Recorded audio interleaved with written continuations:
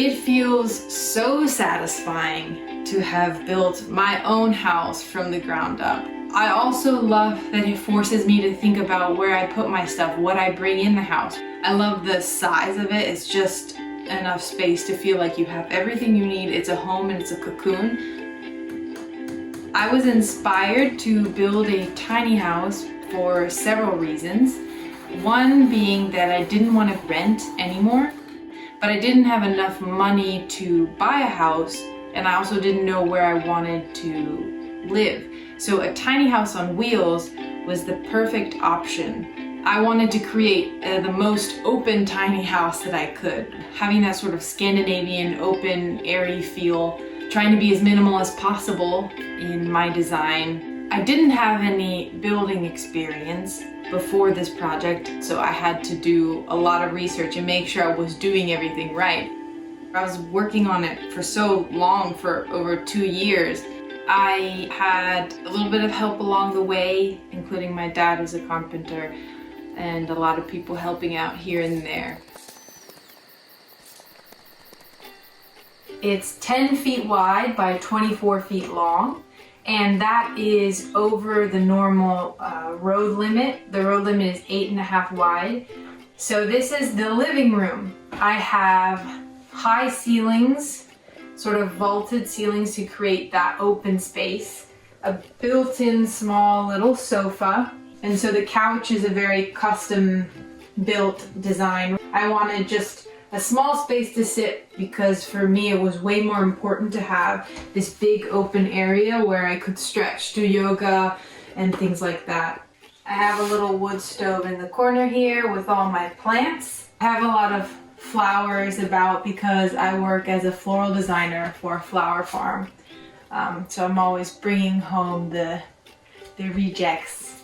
In this space I have a small sort of table set up. I'm used to sitting on the floor, I like being low.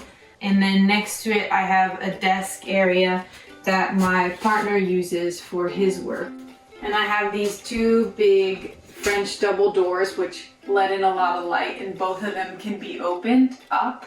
And then here is my closet space, so we have enough space for the things that 2 people and a dog need. I have a coat problem. This is an edited version of the closet. The loft area in here is for storage, so I do have some coats in there. Here's where we hang up all of our clothes or keys, bags, things when we come in. And then here I have a sliding door. The bathroom is on this side, and the kitchen area is over here. So I'll take you into the bathroom. You come on in here. I have a small little closet space for a tiny washing machine that I really love. And I don't have a dryer because I grew up drying clothes outside and I love that. It's also much better for the environment. Here is the bathroom. Nice little, it's like a little sci-fi, like teleportation shower is how I feel. A little custom made shelf here that I built, and then also a custom made vanity. This was the smallest sink I could find, so I had to build a shelf around it. And these are tiles that are brought back from Mexico from my mom like 30 years ago, and also from me. I lived there for a while. And I just have these tiny little cute shelves and a composting toilet, Nature's Head composting toilet. And then just some towel racks. These are also not supposed to be for towels, but I use them for towels. So a lot of repurposed things. All the windows in here are used windows from a Habitat resale store. So I kind of built my design around the windows. Yeah, just another way to save money and be more environmentally friendly by using repurposed goods.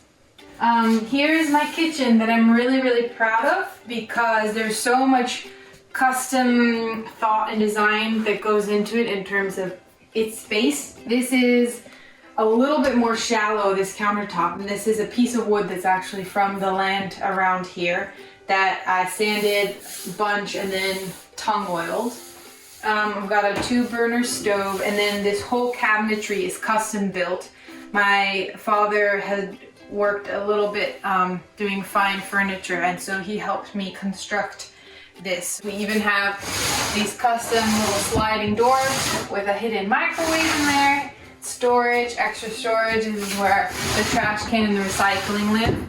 This is what we call the bar area, and this is just such nice extra space to put things on. Little mini fridge here, and this is a piece of the countertop that can be moved out if I decided to get a bigger fridge. So I tried to think about all these little modular systems that could be edited if need be. As I learn to live in it, what do I need? And this is the bedroom, a downstairs bedroom, which to me was so necessary. Didn't want to sleep in a loft, didn't want to have to climb into that little space every night.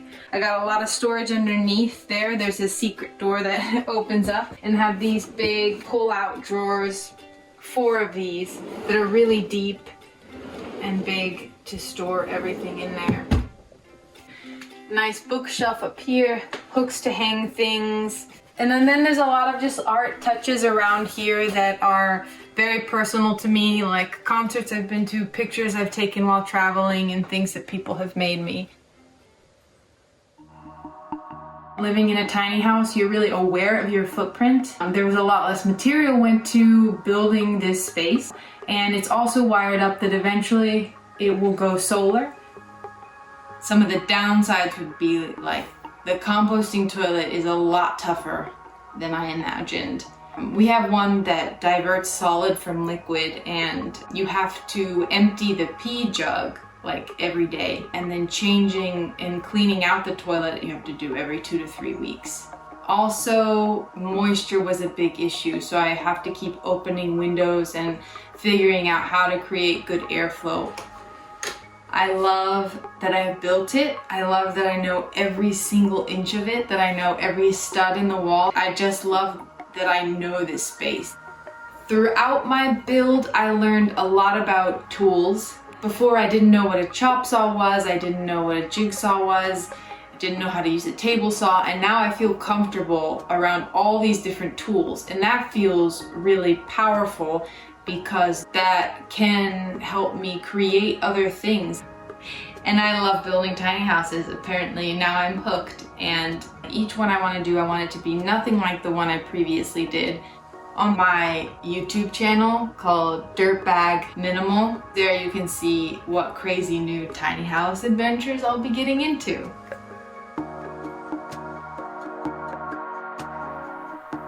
Subscribe to Exploring Alternatives, and please share this video if you liked it.